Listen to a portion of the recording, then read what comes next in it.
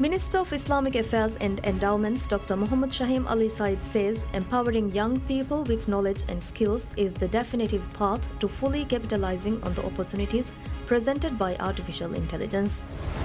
India dispatches 20,000 doses of measles vaccines and approximately 3 tons of medical supplies to the Maldives to support efforts to strengthen immunization coverage and respond to the rising number of measles cases in the country. And State Minister for Infrastructure, Housing and Urban Development Ahmad Nazim Mohammed says preparations are underway to launch an additional affordable housing project through the BML Affordable Housing Leasing Company, a subsidiary of the Bank of Maldives.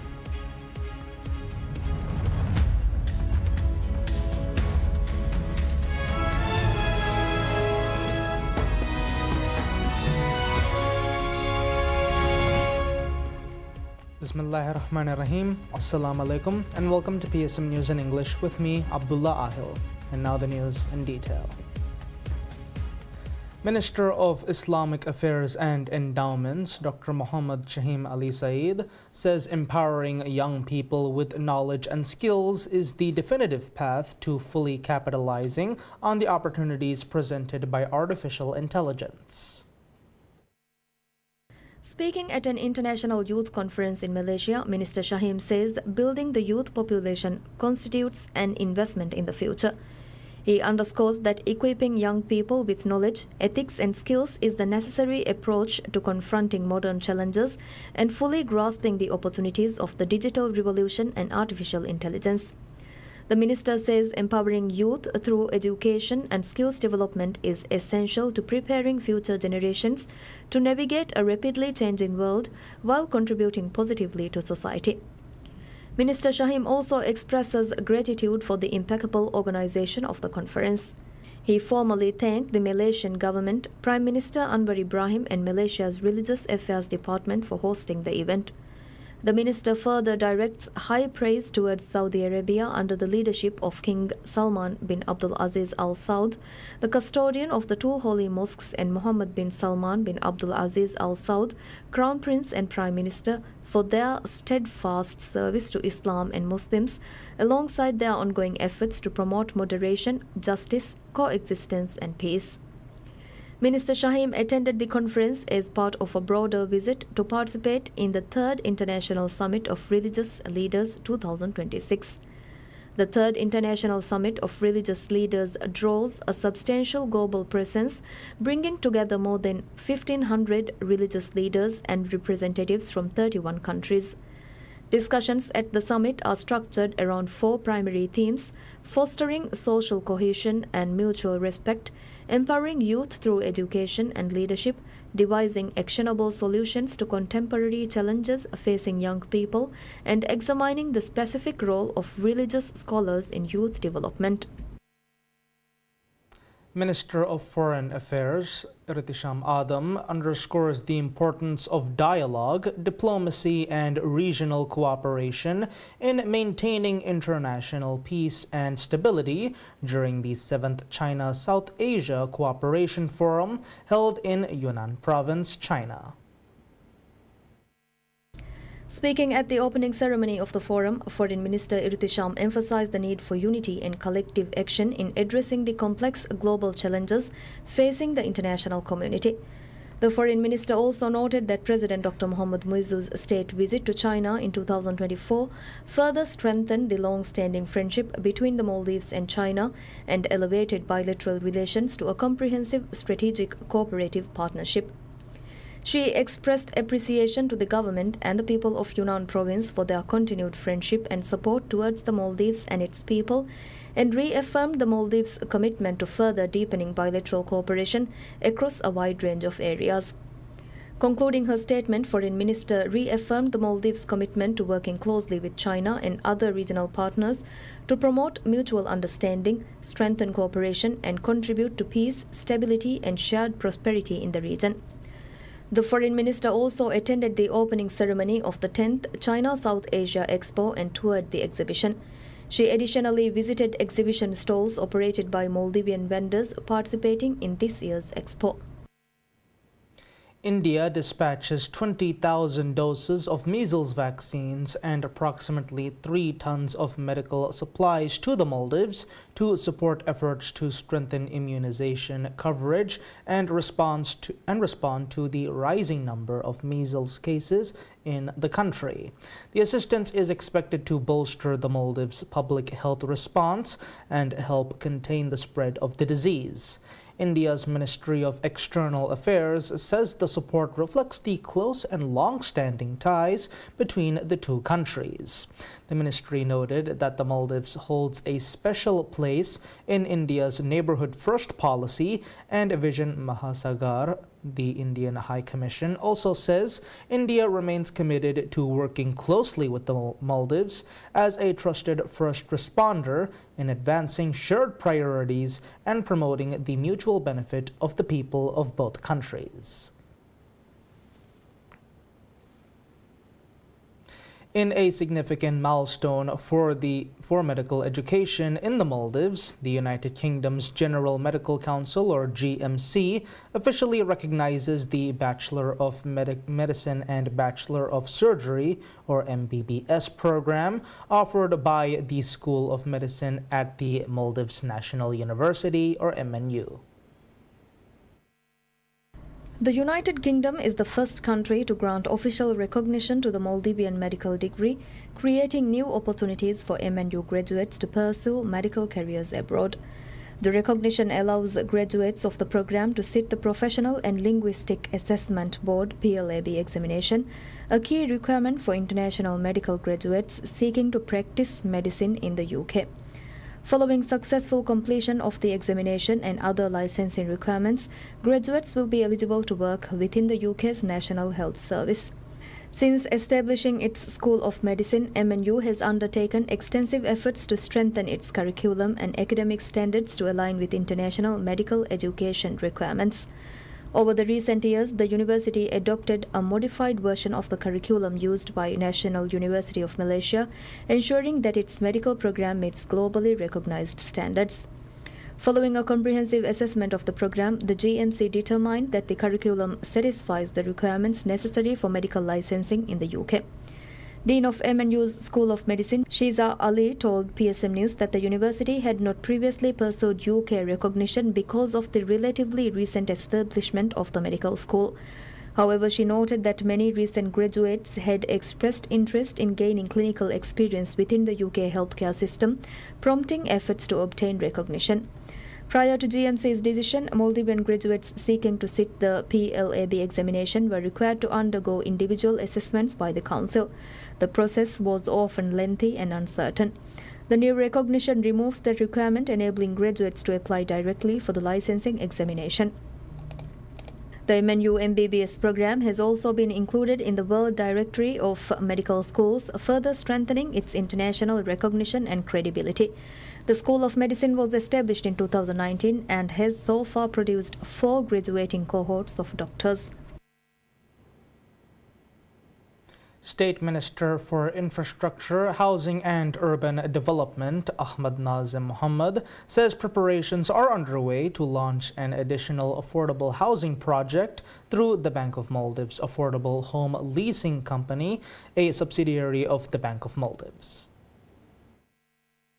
Speaking on PSM News, State Minister Nazim says key initiatives have already been launched to address the housing shortage in the Greater Malé region. He notes that construction has commenced on 3,260 housing units in Malé and Vilimale through the company.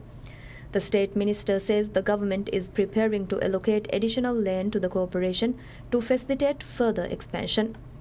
He explains that discussions have been held with the Bank of Maldives to assess the bank's financial capacity and determine the feasibility of launching another housing initiative.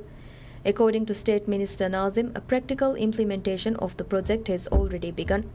He says efforts are now underway to allocate additional land parcels to the institution following a positive assessments of the bank's financial capacity. The State Minister says the broader objective is to establish 4,000 housing units across the Greater Malé region. He notes that the strategy also includes ongoing housing projects in Gulifuru and future developments in other regions subject to land availability. State Minister Nazim further says housing initiatives planned for the outer islands will be completed within the current administration's term to ensure citizens are able to settle safely in their homes.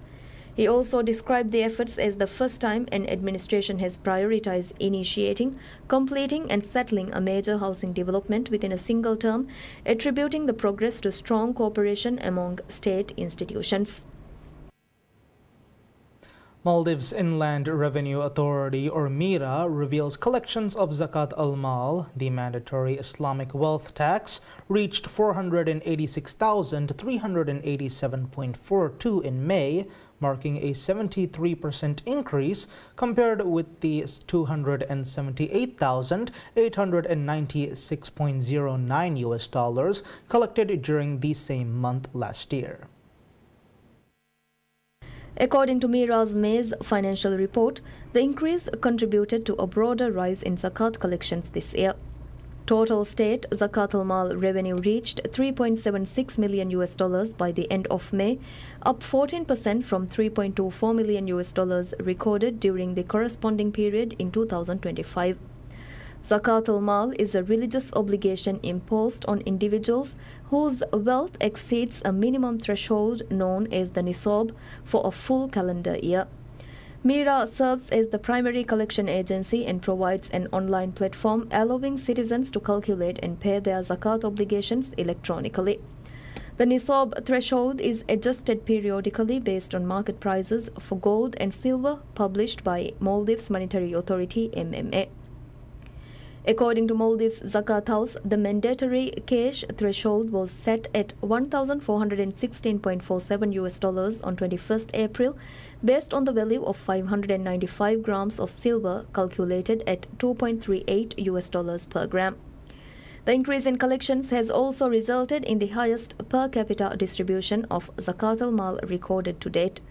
Ahead of the first day of the Islamic month of Hajj, the Maldives Zakat House distributed 356.93 US dollars each to 2,384 individuals listed in the National Registry of the Poor and Needy. The total disbursement amounted to 850,909.86 US dollars.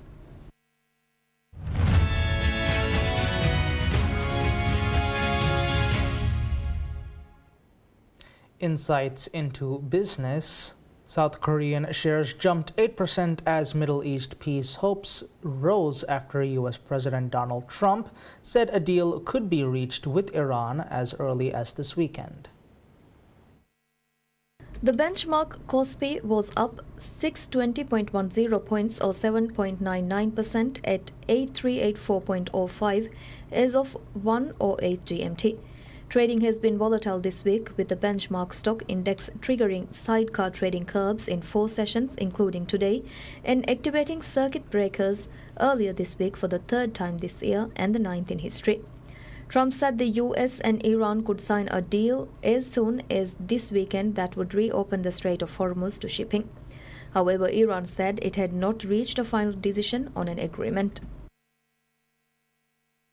X on prices, the biggest ever U.S. initial public offering at $135 US dollars per share, making Elon Musk's rocket and spacecraft manufacturer one of the world's most valuable companies. The IPO raised a record $75 billion US dollars on the sale of 555.56 million shares, valuing the space, satellite, and AI provider at 1.77 trillion US dollars, a record for an initial offering. Reuters reported last week that the firm was setting the price at 135 US dollars. The pricing caps off a months-long effort that realized Musk's most ambitious project yet, even as he stood a handful of financial traditions on their heads, and as some analysts question whether its lofty valuation is justified. SpaceX will rank 7th among US-listed firms when its shares begin trading on the Nasdaq, though it lost money last year and other mega-caps far outpaced its revenue. The values the company more highly than firms as varied as JP Morgan Chase, Berkshire Hathaway, and Eli Lilly, as well as tech giants such as Meta Platforms and Musk's own Tesla.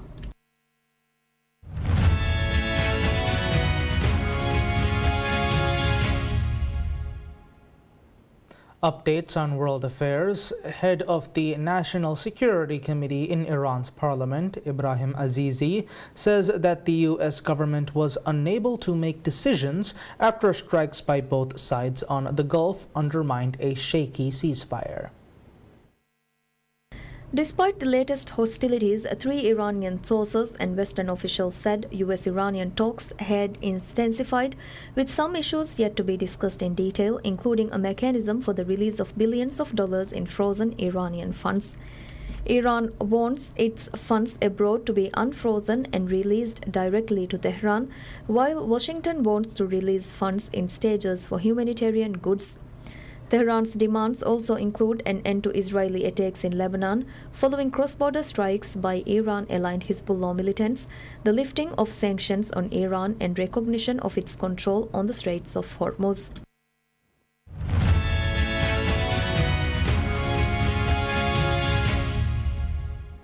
Moving on to sports, the Paley Center for Media in New York is celebrating soccer's growing place in American culture with a new exhibition titled The Global Game: Soccer in the United States and the FIFA World Cup. The exhibition features a range of World Cup memorabilia, highlights from U.S. soccer history, game-worn jerseys, signed footballs, and interactive experiences. Visitors can explore a mock broadcast booth, take part in football skills challenges, and test their knowledge of the sport. Curator Jason Lynch says the timing of the exhibition is significant as the FIFA World Cup returns to North America this year. According to Lynch, there is no bigger media event than the FIFA World Cup, describing the tournament as one of the largest global spectacles. Among the items on displays are jerseys from 2022 FIFA World Cup and a ball signed by the U.S. men's national team. Visitors can also practice penalty kicks and recreate iconic World Cup commentary moments from a broadcast booth. Retired Greg Garza says the exhibition reflects the remarkable growth of football in U.S. over recent years. Garza describes the opportunity to host the FIFA World Cup on home soil as unique and says the growth of Major League Soccer has enabled fans to follow players who go on to represent their national teams on the world stage. He also says football remains a source of unity and joy, bringing people together through a shared passion for the game. The exhibition will remain open until July 26th.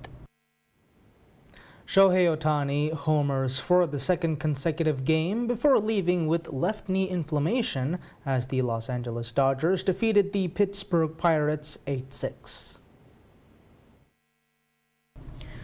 Ohtani, serving as designated hitter, finished with 2 hits and reached base 4 times before being replaced by pinch hitter Santiago Espinal in the 7th inning.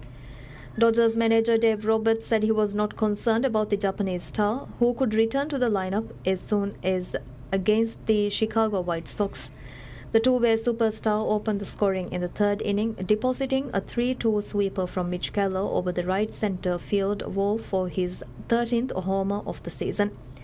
Kyle Tucker added a 2-run single later in the 3rd, and the Dodgers extended their lead to 5-0 through 4 innings on Freddie Freeman's RBI single and a wild pitch. Pittsburgh fought back with Brandon Lowe, crushing his team-leading 16th homer, and rookie Rafael Flores Jr. hitting the first of his career in the 8th to trim the deficit to 8-6. Tanner Scott then struck out the side in the 9th to seal his 7th save. Keller was chased after 4 innings, surrendering 5 runs on 7 hits. Reliever Jack Dreyer earned the win with a scoreless inning. The Dodgers also lost starting pitcher Justin Robleski, who exited the 5th with a right hamstring contusion after taking a comebacker off his leg. Roberts later said Robleski was fine. Los Angeles won the series 2-1.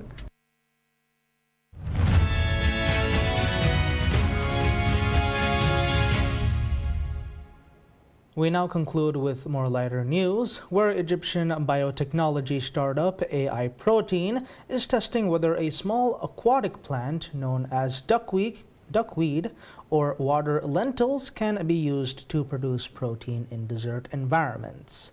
The company says its Orion system combines hydroponic duckweed cultivation with sensors and artificial intelligence models to monitor growing conditions and improve production efficiency.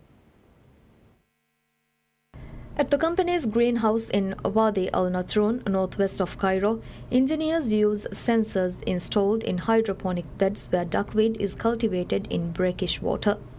Engineer Ismail Tariq says the Orion Pro system consists of an Internet of Things monitoring and control platform alongside AI-powered Orion models. According to the company, the system monitors factors such as water quality and greenhouse conditions, while AI models help detect contamination, determine optimal harvest times and forecast greenhouse conditions.